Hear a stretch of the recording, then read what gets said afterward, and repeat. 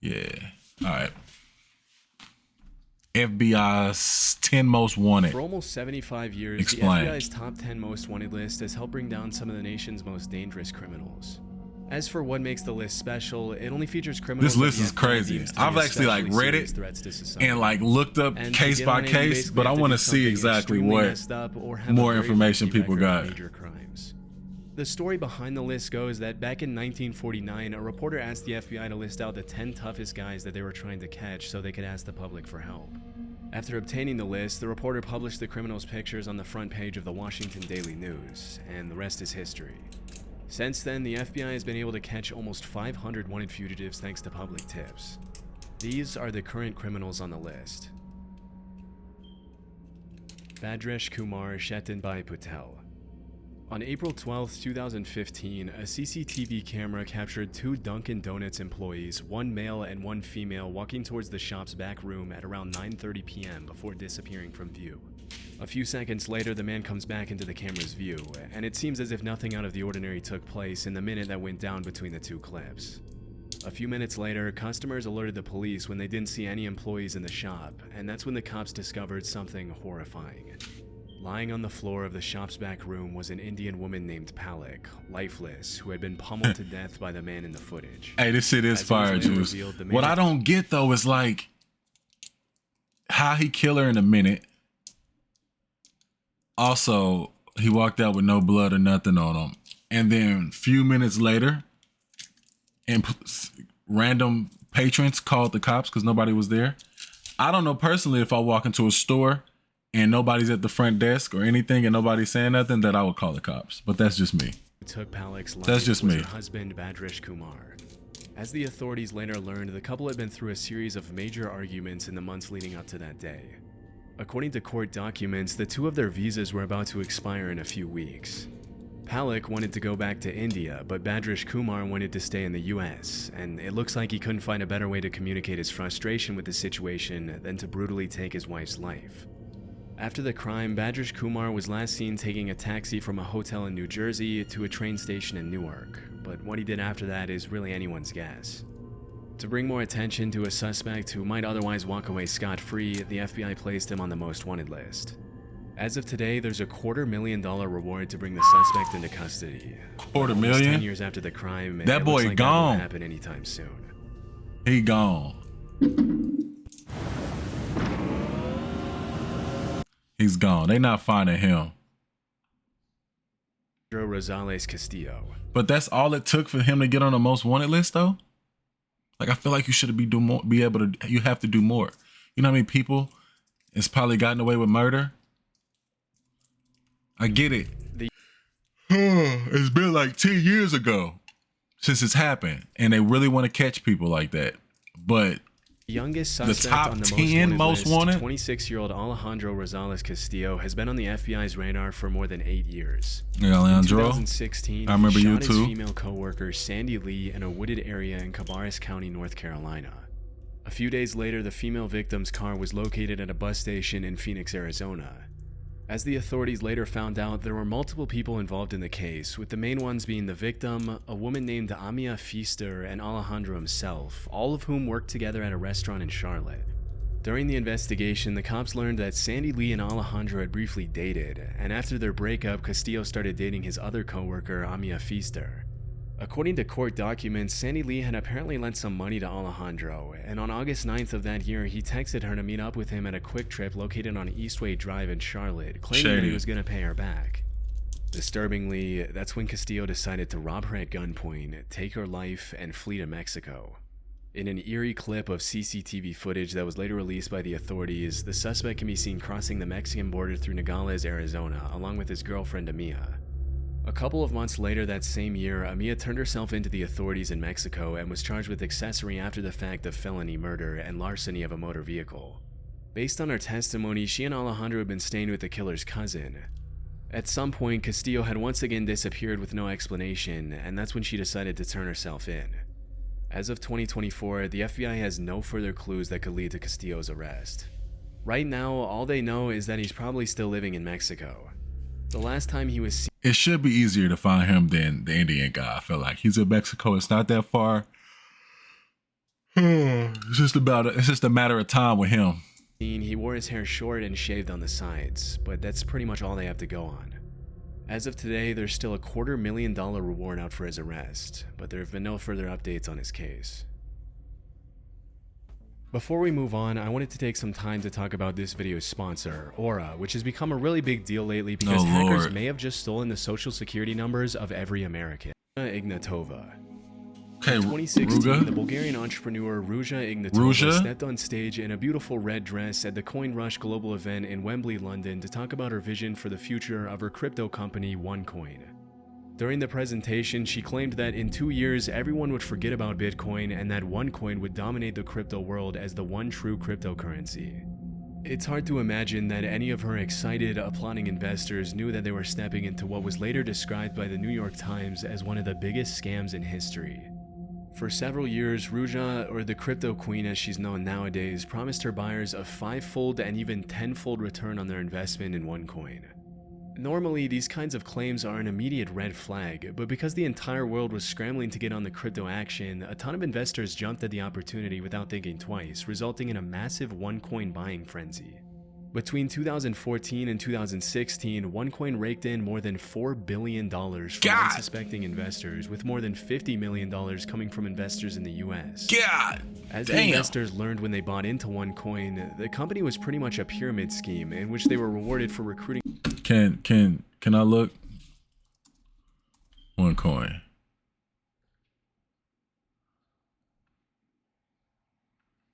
So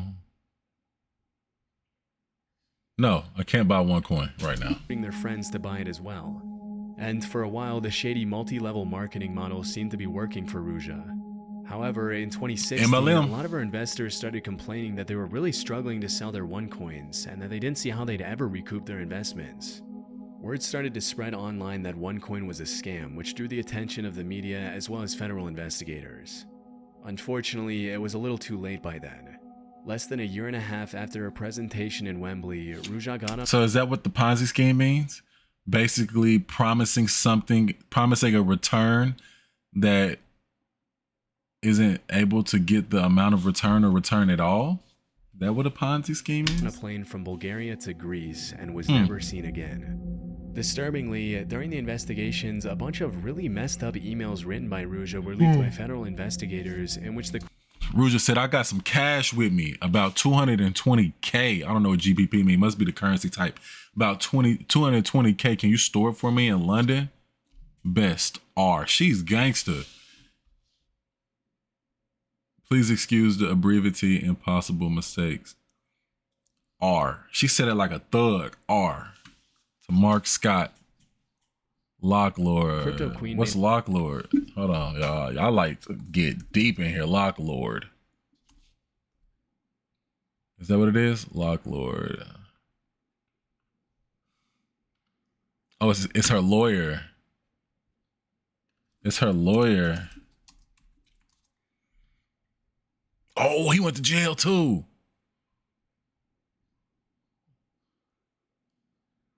Former law firm partner sentenced to 10 years in prison for laundering $400 million of OneCoin fraud proceedings. Oh, well, I read that so terribly. Sentenced to 10 years in prison by U.S. District for laundering approximately $400 million in proceeds from the massive international fraud scheme OneCoin. He was paid $50 million for his money laundering services. Hey, yo. He was ordered to forfeit a money judgment in the amount of $392 million in several bank accounts, a yacht, 2 Porsches, 4 real estate properties.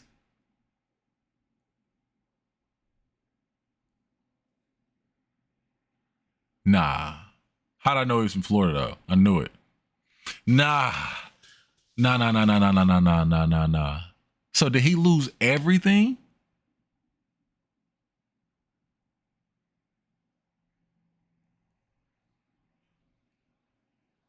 So he was an equity partner at Locke Lloyd, which is the prominent law firm. Was first introduced to OneCoin founder Ruja September 15, beginning early formed series of fake private equity investment funds in the British Virgin Islands known as Finero funds. Scott then disguised incoming transfers of approximately $400 million into the Finero fund as investments from wealthy European families, when in fact the money represented proceeds. The money represented were proceeds of the OneCoin fraud scheme. He layered the money through various Finero fund banks in the Cayman Islands and the Republic of Ireland. Scott subsequently transferred the funds to Ignatova and the other OneCoin associated entities. As part of the scheme, Scott and his co-conspirators lied to banks and financial institutions all over the world, including banks in the U.S. That's wild. I thought Scott was just an innocent bystander. He was in on it. It had more than clear that she knew she was scamming people out of their hard-earned money from the very start. In some of her emails, she admitted that the company wasn't actually mining any coins, that her coin was trash, and that her investors were idiots for trusting her. Wow. In one of her emails, she proposed an exit strategy to her partner Carl Greenwood, which consisted of taking the money, running away, and blaming somebody else for the whole thing. During the investigation, Carl ended up pleading guilty to wire fraud and conspiracy to launder money, for which he was sentenced to 20 years in prison. He only got 20? Revealed, the FBI had been on to Ruja long before she fled from Bulgaria, even recruiting her American boyfriend to look into her company's practices for them. After learning about her extremely sketchy business practices and her grand scheme to steal billions of dollars from investors all around the world, she was charged with wire fraud, money laundering, and securities fraud. This promptly landed her a spot on the FBI's most wanted list, becoming only the 11th woman to earn that distinction. Looking into her past to find clues as if the lawyer was getting $400 million, imagine how much money she has. Do you know how long she can last? And she's a beautiful woman. To do something so nefarious, federal investigators found some pretty interesting stuff. As it turns out, Ruja was fluent in 4 languages, was extremely intelligent, once had a job at a high-ranking consulting firm, and had been obsessed with fashion and maintaining her image from a very young age. It was only with the benefit of hindsight that prosecutors were able to clearly see how she used all these qualities to carry out her malicious plans. Unfortunately, it doesn't look like the FBI will find her anytime soon. It's been rumored that after fleeing the country, the crypto queen may have drastically altered her appearance with plastic surgery. She is believed to travel with armed guards at all times. Disturbingly, there have also been several allegations that she was murdered by an accomplice, but this hasn't been proven. If she is still alive, the FBI suspects Ruja is traveling on I can see her being dead. I can see her being murdered. The United Arab Emirates, sad to say, but I can see that happening. Russia, Greece, and multiple countries in Eastern Europe. Considering how elusive she's been since her disappearance almost 8 years ago, it's unlikely the FBI will ever find out what became of Ruja Ignatova after pulling off one of the largest financial scams in history. Arnaldo Jimenez. On May 12, 2012, Arnaldo Jimenez and his wife Estrella went out to celebrate their wedding in a black 2006 four-door Maserati. Less than 24 hours after the couple had said their vows, Arnaldo knifed his wife to death in the car, dragged her into the bathroom tub of her apartment in Burbank, Illinois, and disappeared without a trace. When Estrella didn't come back to pick up her kids at school the next day, her family called the cops, who ended up finding Estrella's remains still in her wedding dress in her bathtub. Immediately, a nationwide search for Arnaldo was launched. Wait, what? During the investigation, Jimenez. Arnaldo 2012, Arnaldo Jimenez and his wife Estrella went out to celebrate their wedding in a black 2006 four-door Maserati. Okay. Less than 24 hours after the couple had said their vows, Arnaldo knifed his wife to death in the car, dragged her into the bathroom tub of her apartment in Burbank, Illinois, and disappeared without a trace. When Estrella didn't come back to pick up her kids at school the next day, her family called the cops, who ended up finding Estrella's remains still in her wedding dress in her bathtub. Immediately, a nationwide search for Arnaldo was launched, but by that time the suspect was long gone. During the investigation, it was revealed that Jimenez had reached out to a friend before fleeing and told him, "If anyone asks where I am, tell them I went to Mexico." Fucking easy. That was easy as hell. I could just look at him and tell. Not even on no racist shit. I could just tell. He's gonna flee. He's gonna flee exactly where he knows he can get lost at. And where a better place to get lost at than your home country? Since then, the authorities have received multiple tips that Jimenez may have fled to Durango or Tamaulipas, Mexico, where he's believed to be hiding out with family members. Initially, a $100,000 reward was issued for anyone with information that could lead to his arrest. Oh, and he was only in But 4 years Texas? after he was placed on the most wanted list, the FBI increased the reward to $250,000. $250,000 is Burbank all I police have need. stated that in the past 12 years, they've received hundreds of tips about Arnaldo's whereabouts, but none of them had led to anything significant. After the crime, investigators traced his phone and determined that he had traveled from Chicago to Tennessee, then to Arkansas, and from there to Hidalgo, Texas, very close to the Oh Mexican no, border. they were in Chicago, They were right? unfortunately Burbank, unable to Illinois. determine where he went after that. Police have also revealed that the car in which Arnaldo carried out his heinous crime was never found. If the suspect is ever caught, he'll be spending the rest of his life in prison for first-degree murder and unlawful flight to avoid prosecution. But based on how things have played out since the last time he was seen, it's unlikely Arnaldo will ever pay for his atrocious crime. Nah, imagine.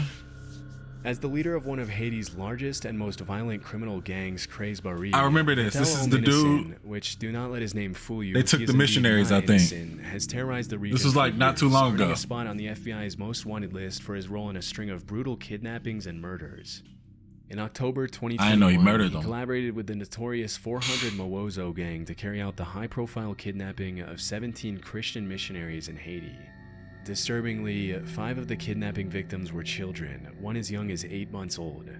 Held at gunpoint, the hostages were reportedly kept captive for 2 months while the gangs demanded 2 a months? ransom of $1 million per hostage. Yikes! They was wanted only after an $17 million. anonymous donor paid an undisclosed sum to Craze Barry and 400 Mawozo that the missionaries were finally released.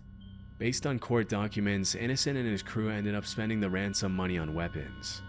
That same year, the Haitian president was assassinated, which caused Innocent's influence to grow exponentially in the chaos that engulfed the country. In the aftermath of the assassination, Craze Barry claimed new territories and expanded their ranks quicker than the cops could even keep track of.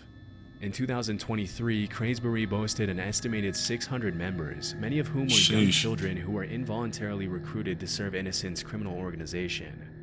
Almost exactly 1 year after the kidnapping of the Christian missionaries, Craze Barry kidnapped 2 U.S. citizens under Innocent's orders, Marie Odette Franklin and Jean Franklin. Unfortunately, one of the victims did not survive, while the other was held for a $300,000 ransom. Somehow, Innocent still managed to walk away scot-free. In April 2024, CNN released an interview where Innocent brazenly showed off his luxury home, which sticks out like a sore thumb in the extreme poverty surrounding him. Surrounded by gold-rimmed couches and chairs, Innocent explained to the reporter how he came to power. In the interview, he shamelessly blamed Haiti's corruption on All that money down there to have a fake Fendi hat. All that money to have a fake Fendi hat. the country's politicians, refusing to take any responsibility for his own actions. Interestingly, he also alleged that before becoming the leader of Craze Barry, he had once owned multiple legitimate businesses, including a hotel and a rental car company, but said his companies were destroyed by the government.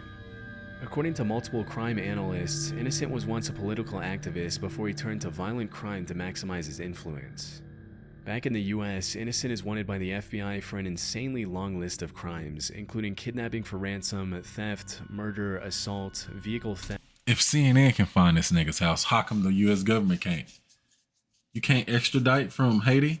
Or because there's no government, there's no real, like, point of power at the moment to go get him? Theft and destruction of property. There's a $2 million reward for information leading to his arrest, but with powerful connections and an armed gang, it'll be pretty tough to ever bring him to justice. Cannabis. It's not just legal in 38 states. It's a $36 billion global industry. Going back to school for cannabis? Omar Alexander Cardenas. In 2022, the FBI released 2 eerie before and after clips of a man walking into and then running away from a shopping mall area on August 15, 2019. The man seen in the video is 29-year-old Omar Alexander Cardenas, and let's just say that he didn't exactly go shopping in the time that elapsed between those 2 clips. That's a run? After disappearing He's from running? the camera's view, Omar walked up to a man standing outside the Hair Icon barber shop at an outdoor shopping center and fired several rounds from his semi-automatic handgun at his head, killing him instantly. Immediately after committing the crime, Omar fled the scene a little after 4 p.m. as he can be seen in the eerie FBI footage. A suspected member of the Pierce Street Gang in Los Angeles, and often going by the nickname Dollar, Omar is suspected to have fled to Mexico to seek refuge among his relatives. In September 2021, a federal arrest warrant was issued for the suspect after he was charged with murder and unlawful flight to avoid prosecution, thanks to which he was pinned on the most wanted billboard. Even though he committed a brutal crime pretty much in broad daylight and didn't exactly shy away from the cameras after doing it, the cops seem to know surprisingly little about Omar.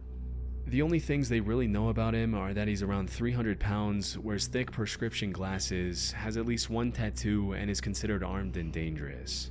Which alone is hardly enough There must to have been track down some a criminal beef, who's crossed be honest. international borders to flee prosecution. With time, hopefully more information will surface. No fault, Chad. I'm tired. I'm sleepy. I don't know. I'm being lazy right now. Omar will remain a most wanted criminal. They're gonna find Omar. I don't know. I don't know how Omar got away. Be honest, I don't know how he got away. They're gonna find him. Yulan Adonai Archaga Carayas. Back in the 80s, a gang known as the Mara Salvatrucha was set up to protect Salvadorian immigrants from other gangs in the Los Angeles area. Fast forward a couple of decades, and the Mara, or the MS-13 for short, had become one of the most brutal and violent criminal organizations. I didn't know that's what the MS-13 was Nowadays, called. Mara. MS-13 has a strong presence in El Salvador, Guatemala, Honduras, Mexico, the US, Canada, and even Spain. They engage in all kinds of criminal activity, from drug trafficking, human trafficking, extortion, murder, and racketeering, often using extreme violence to maintain their influence and control. For many years, a man named Yulan Adonai Archaga Carayas operated as the head of MS-13's criminal activities in Honduras, providing support and resources to the gang in Central America and the US with firearms, narcotics, and loads of cash. Often operating under his alias Porky, Yulan is wanted by the FBI for trafficking multi-ton loads of drugs through Honduras to the US, and for the killing of several rival gang members. Among Porky's colorful criminal charges, you'll find everything from murder to racketeering conspiracy to drug importation to possession of machine guns. Even though he's only around 160 pounds, Yulan is considered one of the most powerful men in Honduras, as the MS-13 gang has had the country in a chokehold for years. The most shocking part of the story is that at one point, Porky had already been apprehended by the Honduran authorities and was even taken to a courthouse for a hearing on charges of murdering 200 prosecutors. But during the hearing, 20 armed men dressed up in the same clothes as the anti-gang police units walked into the building escorting a veiled suspect and suddenly opened fire on the guards. In just a few seconds, the men subdued the guards and safely escorted Porky out of the courthouse, killing 4 police officers in the process. Damn. For obvious reasons, Porky is considered armed and extremely dangerous. Due to the sheer nature of his crimes, the FBI is offering $5 million to anyone who can provide information leading to... All right, we gotta go find Porky. We gotta go find Porky. Do I go into a deep dive, or I just literally look for the top 10 most wanted, see if I can change my life? 5 million is crazy. I'll dedicate my life to his arrest. I'll dedicate it. One of the things that makes it extremely do it $5 million? to track a suspect like Porky down $5 is that he's million? taken every possible measure to fly under the radar. Although he's believed to still be in Honduras, he's in Honduras, he can use untraceable numbers from Israel and Poland, and he goes to extreme lengths to keep his whereabouts a secret when he contacts his family. Although the hunt for Porky is far from over, he's likely to remain one of the most elusive and dangerous fugitives on the FBI's most wanted list for years to come. This fall, switch to a TurboTax Live expert and we'll beat the price you paid your pro last tax season. Starting today, anyone can monetize with ads as part of the all-new Beehive ad network. Alexis Flores. One seemingly peaceful afternoon in July 2000, 5-year-old Ariana De Jesus was playing on the street in Philadelphia with her sister and friends when her mom went out for a quick trip to the store. When her mom came back, she started living every parent's worst nightmare. Ariana had been taken by a suspicious man. Immediately, her mother reported her missing, triggering a citywide search for the 5-year-old girl. In a desperate effort to bring more attention to the disappearance, Ariana's family and friends covered every neighborhood wall, light post, and stop sign with flyers and missing posters, but nobody had any clue what had happened to the little girl.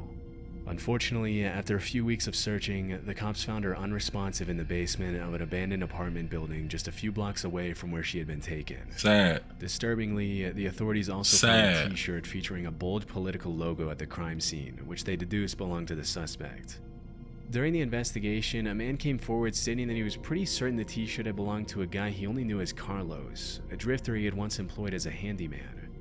Unfortunately, despite the promising lead, the case went cold for several years, leaving Ariana's family devastated and confused.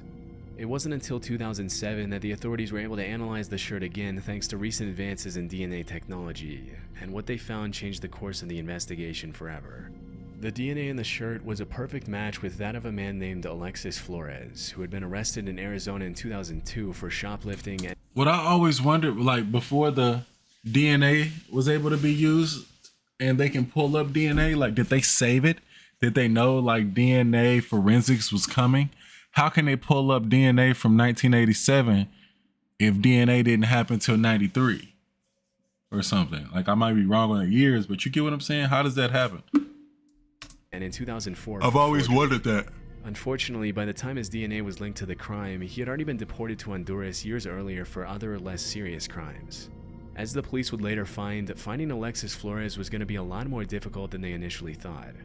Throughout his colorful criminal career, Alexis had provided multiple fraudulent dates of birth and names. Despite his inclusion in the most wanted list, the only things the FBI really knows about him are that Alexis is around 5'4", 130 pounds, and they don't know this man's on his birthday forehead at and right all. cheek. Due to his crimes, he's obviously also considered armed and extremely dangerous. With a $250,000 reward on his head for the crimes of kidnapping and murder, you would think that someone would have come forward with information on this guy, but 24 years after the crime, Alexis has remained unfound. He's probably living a normal life Palomino. and don't even know. The National Liberation Army, or ELN, is a Marxist-Leninist guerrilla insurgency group in Colombia, often referred to as Colombia's last true insurgency and one of Latin America's most powerful criminal organizations. In the past few years, the ELN has expanded aggressively into Venezuela, thanks to which the National Liberation Army now has over 6,000 active members. Interestingly, for the first few decades after its foundation, the group mostly focused their efforts on kidnapping, extortion, and attacking oil infrastructure. But over time, the ELN stopped shying away from drug trafficking and became deeply involved in the international drug trade, earning them the attention of the FBI. In 2023, Wilver Villegas Palomino became the 530th addition to the FBI's most wanted list on multiple serious charges ranging from narco-terrorism to murder to narco-terrorism. Often running under the alias The Hog, Palomino is a high-ranking member of the National Liberation Army who's been involved in a 20-year conspiracy to distribute drugs from Colombia to the U.S. They're not finding him either. Thanks to which a warrant for his arrest was issued back in 2020. Wilver has also it's only been 4 years. Murdering multiple human rights advocates in Venezuela and the Catatumbo region in Colombia between 2017 and 2019. Due to his high rank and his responsibility in flooding the streets of Houston and other major U.S. cities with drugs, the United States Department of State's Narcotics Rewards Program is offering a reward of up to $5 million for $5 million.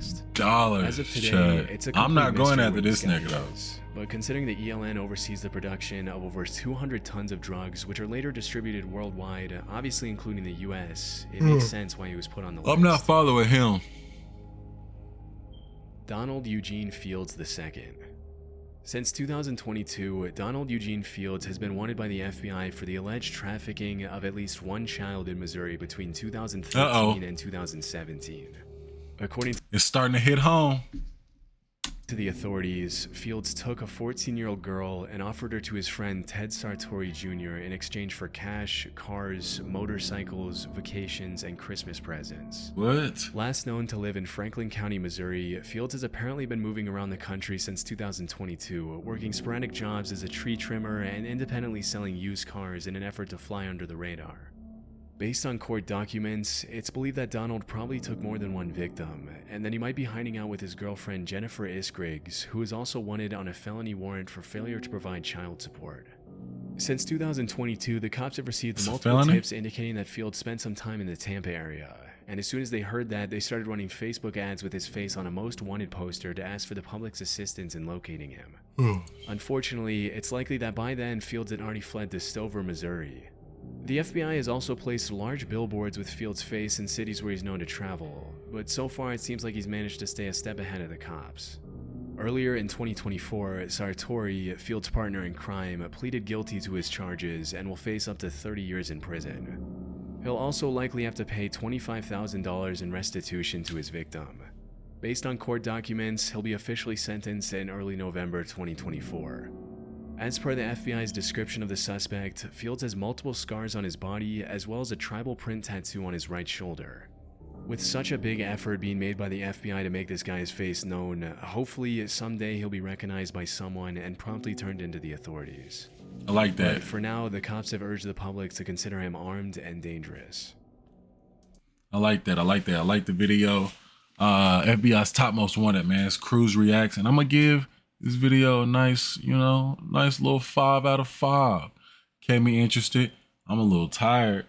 Almost fell asleep a couple times, but I'm here for the reaction. Some of these stories is crazy. Some of them is boring. Ruja, the crypto queen, she went crazy.